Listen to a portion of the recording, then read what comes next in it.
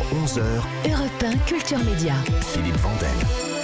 Bonjour Zaz. Salut Monsieur Vandel. Chanteuse à succès, vous explosez dès vos débuts avec la chanson Je veux. C'était le tube de l'été 2010, j'ai retrouvé mes notes sur TF1. Vous avez vendu 4 millions de disques, le disque était numéro 1 en Allemagne, en Pologne. Il y a peu de gens qui peuvent dire ça, même des Polonais, même des Allemands. Ouais, Tout le monde n'est pas numéro 1 en Pologne. Et là c'était vous, française. Votre actualité, un nouvel album, Isa, après 3 ans sans sortir de disque et une grosse tournée. Là on vient d'entendre le titre Tout là-haut. Tout là-haut. Comment vous avez travaillé sur cet album et surtout plutôt, qui a travaillé cet album? Est-ce que c'est Zaz ou est-ce que c'est Isa? Pourquoi ce titre de l'album? Parce qu'il raconte tout en fait. Bah, c'est les deux. Après, à ce moment-là de ma vie, c'était vraiment Isa, parce que j'avais une saturation de Zaz. Je voulais même qu'elle meure. Enfin voilà, je voulais changer de prénom, changer de nom. Parce qu'il faut dire, c'est un pseudonyme pour qui ne vous connaît pas. Votre vrai prénom c'est Isabelle, ouais. Vos potes vous appellent Isa, Ouais. et votre nom de scène c'est Zaz. Ouais. Et vous vouliez qu'elle meure. Mais en fait, je pense que j'étais dans l'excès. Il y avait plus de place pour Isa, quoi. Ma vie personnelle était complètement oubliée. J'ai toujours tourné à l'extérieur avec 10 000 projets, et c'était c'était hyper intense. Et j'ai mangé tout ce que j'avais à manger. C'était incroyable de vivre tout ça, sauf que je me suis jamais arrêtée. Si je m'arrêtais, c'était quoi, un mois? Mais un mois, t'as pas le temps de digérer ou voilà. Enfin, et là, avant le confinement, j'avais choisi de m'arrêter, et le confinement est venu appuyer ma décision. Alors comment vous avez travaillé? Et j'ai travaillé comme j'avais jamais fait auparavant, parce que je recevais beaucoup de chansons, et c'était un peu des je veux, un peu tout le temps des je veux. Et du coup, j'ai fait avec mon équipe, on a fait un gros débrief. J'ai expliqué dans quel état d'esprit j'étais, les thèmes que j'avais envie d'aborder, les émotions, les sensations, j'ai fait un gros débriefing que j'ai filé à des auteurs-compositeurs.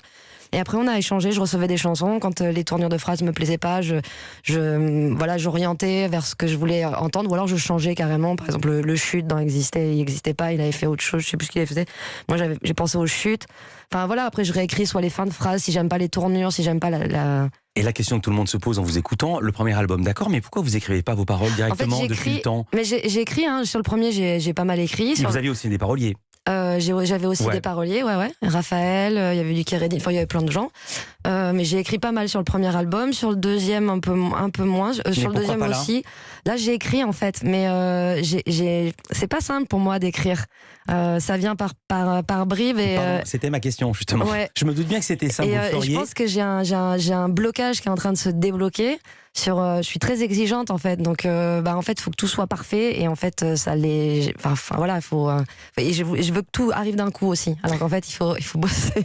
Il faut bosser. Mais j'ai écrit, mais ça sera pour plus tard. Mais j'ai écrit pas mal de choses. Dans cet album, il y a une chanson étonnante, Ce que tu es dans ma vie. Vous êtes mariés. Cette chanson, si j'ai bien compris, est dédiée à la fille de votre mari. Oui. Et ça commence comme ça. Aujourd'hui, c'est moi qui viendrai te chercher, entendre ta petite voix me raconter sa journée, te regarder me dire n'importe quoi, juste pour me faire rire, et te voir si fière de toi quand tu réussis. Je n'aurais pas cru que ce rôle pouvait tenir sur mes épaules, qu'importe ce que je suis, même si ça n'a pas de nom, ce que tu es dans ma vie, même si ça n'a pas de nom. Je serai ta sœur, ton allié, ton ami, ton bout de rocher, ce que l'on est l'une pour l'autre, ce que l'on est l'une pour l'autre. Et vous êtes déjà en train de chanter, on vient d'allumer votre micro. Elle est jolie cette chanson. Et vous aimez chanter, vous faites des karaokés de Zaz vous-même? Ouais, je chante quoi. Moi j'adore chanter, donc je chante. Dans les paroles, vous dites que ça n'a pas de nom. Pardon de vous dire ça, c'est un nom, mais c'est très mal connoté ce nom. C'est la belle-mère. Oui, mais ça enferme. Enfin, je trouve que cette. Je sais pas comment dire, cette situation, ce rôle, cette position, on l'apprend en fait, pas quelque chose qui est et ça a pas de nom parce que ça déborde de choses en fait, donc on peut pas l'enfermer.